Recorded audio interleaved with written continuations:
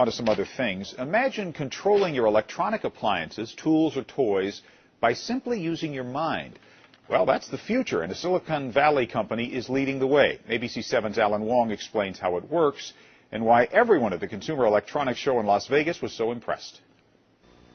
This red wire takes the brainwave and feeds it into the device here.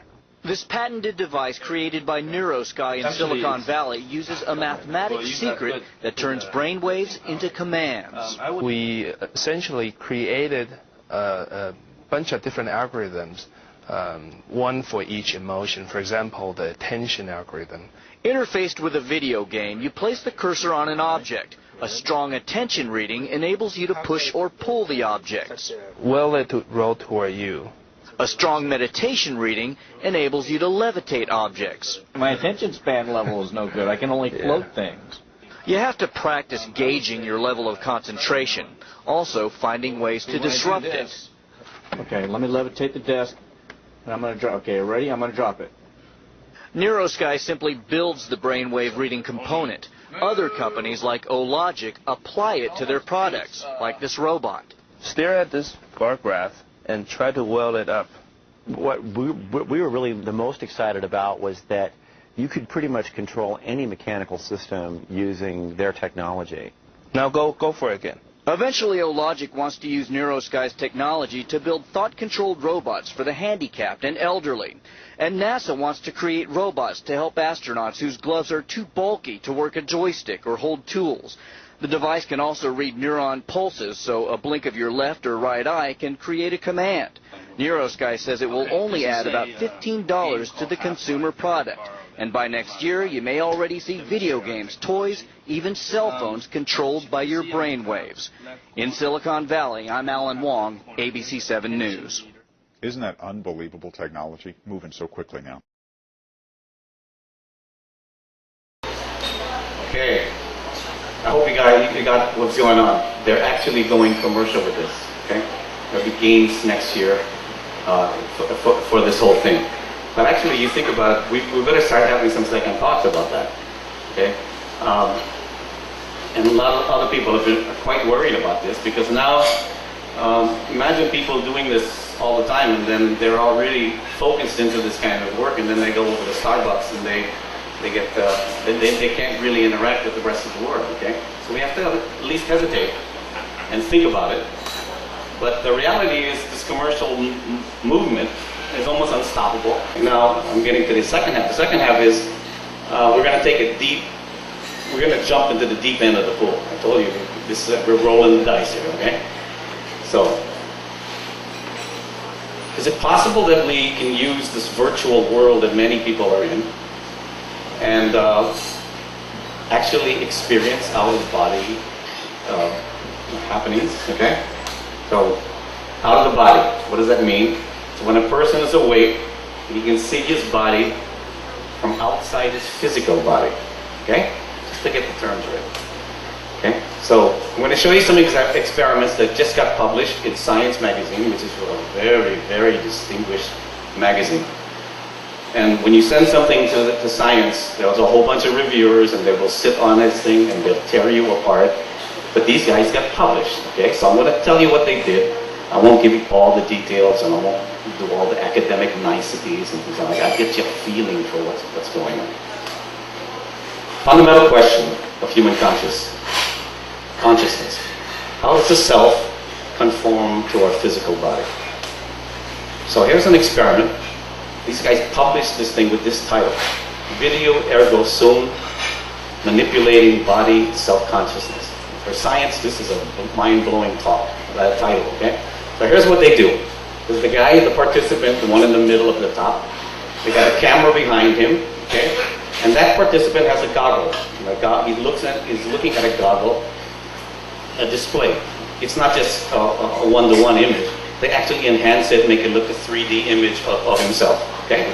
So the guy on the right, the virtual guy, is a really nice 3D replica of what the camera sees behind the participant. So it kind of looks like that, the holographic projection. So what they do is that they go in there and actually So you're watching this video of yourself, so to speak, okay? And then they come behind you, okay? And then they kind of tickle your back.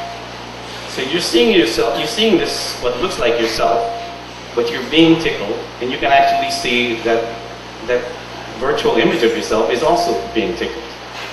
Okay? When they were asked, how did you feel? They in fact felt, oh, I feel kind of weird. It's a bit odd, but at times I feel like it's very natural. That in fact, when somebody is tickling, so to speak, the virtual image, I feel it in reality. So weird as it is in fact one already early implementation of out-of-the-body experience, but just using video cameras. We didn't do hypnosis. The guy wasn't on drugs or something like that. Okay. And then what they did was that they said they shut down the video, and in fact they said they took him back and they said, okay, we're going to start again. And they let them walk back. And in fact, what they did was approach the virtual image a lot closer. That's the intent of that. So they found an actual bond between that virtual image and the physical person. Interesting experiment. Another experiment done very recently, I'll go a little bit faster, is done at University College London. So he's got two cameras, and essentially it's a similar experiment, only now he has the person's in front of me right here, so I can tickle his chest. But I can also go in front of the other camera and then make it look like I'm tickling his chest side. Okay. So it looks very similar. The results are very similar with respect to the first study. But what he did actually was strike this virtual image, and the guy looking through the camera jumps. The guy's skin the resistivity changes in a dramatic way, just like somebody having a true out-of-the-body experience. This is spooky, really spooky. Okay, so they're actually we can now simulate out-of-body experiences in the lab. So this is kind of a wild experiment. And so, what should we care about with these experiments? We had a nice meeting with Father Whynot, okay. And I showed these experiments to Father, a bunch of us. And Father says, wow, this is really something. This is Father. This is really amazing. So we are now trying to figure out, what does all this stuff mean? And also, it's just the start. Okay? So you can anticipate, so let's roll the dice again, that in fact, if we participate, or other people participate, there'll be new ways of sensing these brain signals. Right now, it's quite crude. Okay? There'll probably be other ways of doing simulations, forcing us to do different things in different kinds of environments and kind of measuring our response. And probably we could do group experiments. So let's start asking some questions. Can we find a way to measure pagkakiramay and kia? Can we devise a game that only if you have the social IQ points that a Filipino normally has, you win?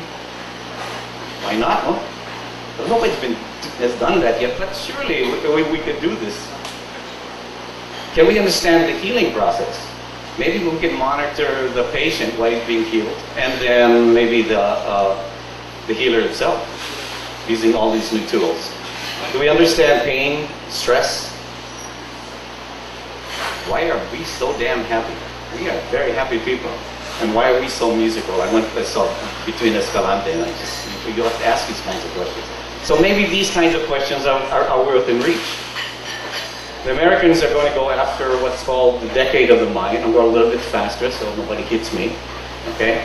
And they're going to go after this in a very, very big way. So I think we Filipinos should do this because we have unique answers to different things. We have different values. And if we don't do it, nobody will do it for us. So we are putting together a team at Ateneo to maybe attack this, working with Father Whynot's people, the medical city, and others. And we're serious. This will take us 10 years. But we better do this. We have better do it for ourselves. Nobody else is going to do it for us. So what I talked about is brain control, the advent of new sensors and actuators, brain mapping, out-of-body experiences being simulated in a lab using just video cameras. I talked about a little bit about our experience with Father about hypnosis and healing. So going back to the little boy, we begin to see that maybe by putting these pieces together, we'll get a better understanding of how that little boy thinks, how he should be taught. Together we can see ourselves far more clearly than we've ever seen ourselves before, and we won't be borrowing somebody else's mind model. We'll be making our own. So why not?